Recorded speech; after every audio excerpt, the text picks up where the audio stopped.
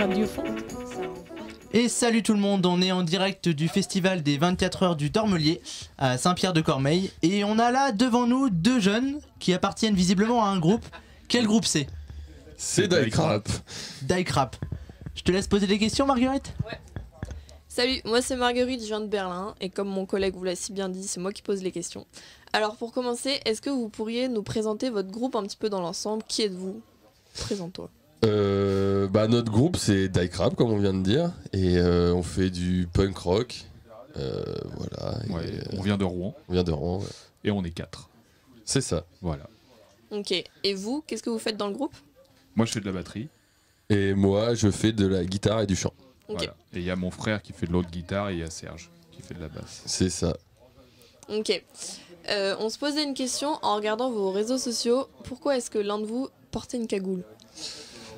C'est une question. Disons qu'il a un besoin de protéger son identité pour des raisons qui le regardent. Et du coup, il prend quand même de son temps pour venir faire des concerts avec nous. Mais en soi, faut pas trop qu'on sache qu'il est là à tel endroit, quoi. Ok. Comment est-ce que vous avez connu les 24 heures du Tormelier?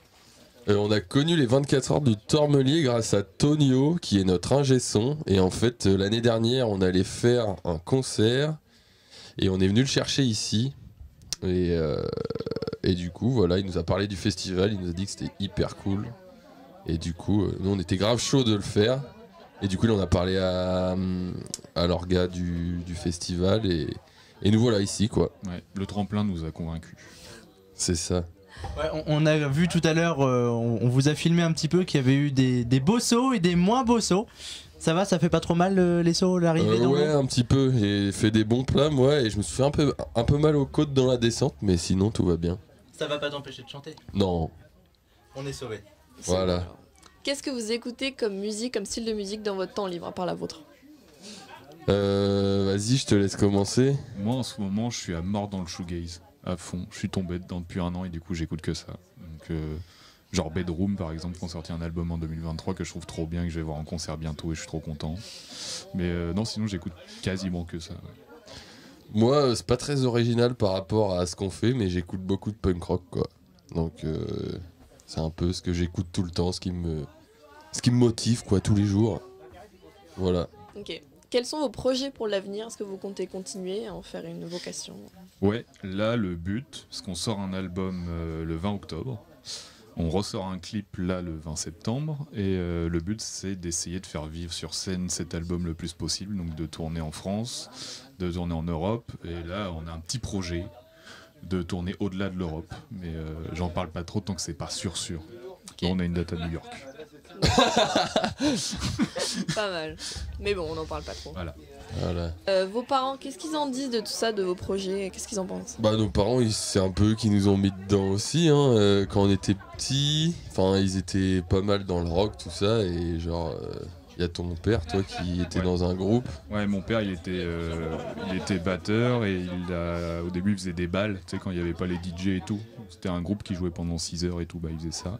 Après, il a eu son groupe, et puis moi, dès que j'ai voulu faire de la batterie, il a dit oui tout de suite, et du coup, voilà. Puis Maxime, il s'est acheté une guitare, et puis voilà.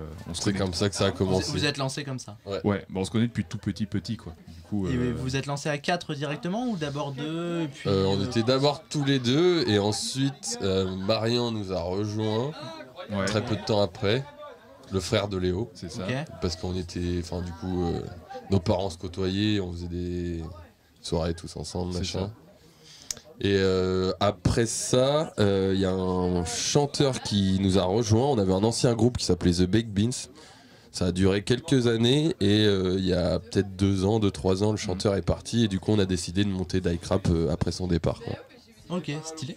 Et donc vous avez dit que vous alliez refaire bientôt un clip et d'autres singles. Où est-ce qu'on peut vous retrouver sur YouTube, les réseaux, les plateformes de musique? Partout, ouais, Spotify, YouTube, Instagram, Facebook, tous les réseaux, quoi. Oui, voilà, partout. Et donc vous vous appelez comment sur les réseaux? Daikrap, D-Y-E.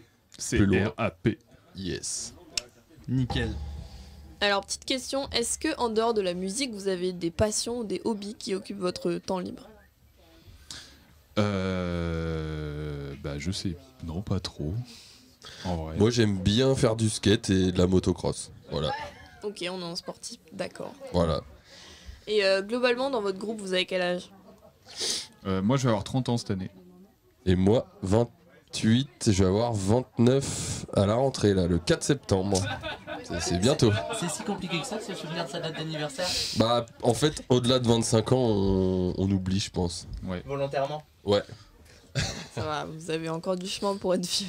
Ouais, mais quand même. Ok. Et bah écoutez, merci beaucoup les gars d'avoir répondu à toutes nos questions. Je repasse le micro à mon collègue.